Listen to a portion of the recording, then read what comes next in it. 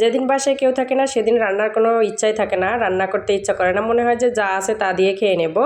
তো তোমাদের ভাই আজকে বাইরে গেছে, ওর একটা ইম্পর্টেন্ট কাজের জন্য ঢাকায় গেছে। এরা তো সবসময় বাসে স্বামীর জন্যই বাসে, কিন্তু স্বামী যদি ভালো হয় তাহলে তো আর কোনো কথা নেই, আর যদি স্বামী খারাপ হয় তাহলে তো জীবনটাই বিদাস। সো হ্যালো এভরিওয়ান, আসসালামু আলাইকুম, welcome to my another new blog. I hope সবাই ভালো আছেন, আমি আল্লাহর রহমতে ভালো আছি। তো অবশ্যই ভিডিওটা না টেনে ফার্স্ট থেকে লাস্ট অব্দি দেখবেন, অবশ্যই আপনাদের কিন্তু ভিডিওটা ভালো লাগবে। ভিডিওটা দেখে কিন্তু অবশ্যই আপনারা জেনে গেছেন আজকে আমি কি রান্না করতেছি। বিভিন্ন জন কিন্তু বিভিন্ন ভাবে রান্না করে থাকে, তো আমি প্রতিদিন কিভাবে রান্না করি সেটাই কিন্তু আপনাদের সাথে শেয়ার করি।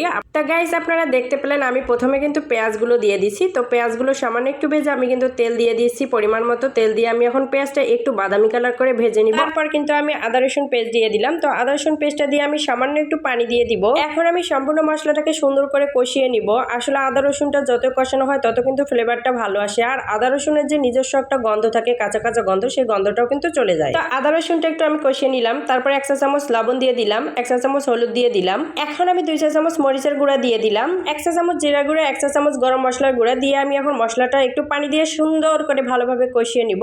আসলে মশলাটা যত কষানো হয় তরকারিটা কিন্তু ততই খেতে মজা হয়। তো মশলাটি কিন্তু আমি প্রায় 5 মিনিট ধরে কষিয়ে নিলাম। এই যে এখন দেখতে পাচ্ছেন মশলাটি কত সুন্দর কষানো হয়ে গেছে। এই রান্নাটা করার জন্য কিন্তু আমি আগে থেকে গরুর মাংস ছোট ছোট টুকরা করে নিয়েছিলাম। সেই গরুর মাংসটা এই যে এখন আমি দিয়ে দিলাম, দিয়ে এখন আমি ভালো মতো কষিয়ে নিব মাংসটা। অবশ্যই আগে মাংসটা আমাকে ভালোভাবে কষিয়ে নিয়ে তারপর সিদ্ধ করে নিতে হবে। তো গাইস দেখছেন আমি কত সুন্দর করে আমি মাংসটা কষিয়ে নিচ্ছি, আবার হাতের স্পিড দেখছেন, হুদাই কেউ কেউ বলে আমি কোনো কাজে করি না। যাই হোক, আমি মাংসটা কিন্তু অনেকক্ষণ কষিয়ে নিলাম। এই যে ফাইনালি দেখতে পাচ্ছেন এখন আমার কিন্তু মাংসটা কষানো শেষ হয়ে গেছে। তো এখন আমি পানি দিয়ে দিব সিদ্ধ হওয়ার জন্য। তো এই যে আমি ঢাকনা দিয়ে এখন দিলাম। তো ঢাকনা দিয়ে আমি অনেকক্ষণই সিদ্ধ করব, কারণ হচ্ছে গরুর মাংস সিদ্ধ হতে একটু টাইম লাগে।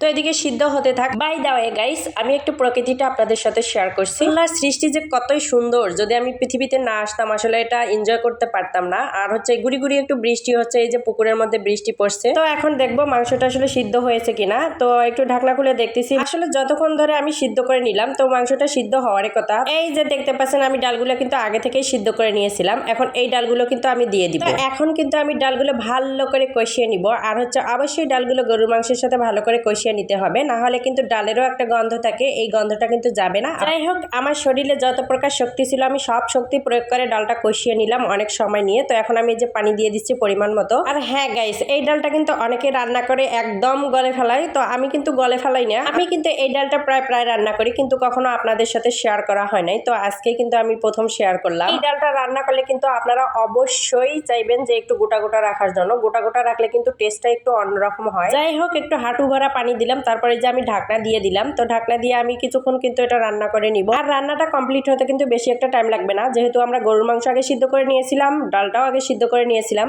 তো এই যে গাইজ আমার কিন্তু রান্নাটা এখন কমপ্লিট হয়ে গেছে। এখন কিন্তু আমি নামিয়ে নিব তরকারিটা। তো তরকারিটার ফাইনাল লুক দেখেন গাইজ। ভিডিওটা কেমন লাগলো অবশ্যই জানাবেন। সবাই ভালো থাকবেন, সুস্থ থাকবেন। দেখা হবে অন্য কোনো এক নতুন ভিডিওতে। আল্লাহ হাফেজ।